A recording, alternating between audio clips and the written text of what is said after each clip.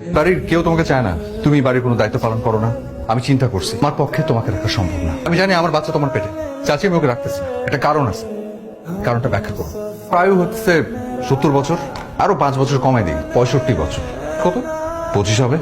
25 আর 65, 40 বছর হয়তো তুমি বাঁচবা। পরিবারের 6 জনের জন্য রান্না করার পারিশ্রমিক আমি যদি ধরি 100 টাকা, কাপড় ধোয়া 14,60,000, বাথরুম পরিষ্কার করো, ঘর মুছো 14,60,000, এই সব কটাকে যোগ দিই 43,80,000।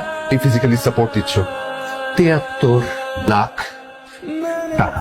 এটার ভাড়া টাকা করে যদি হিসাব করি তাহলে আরো 73 লাখ।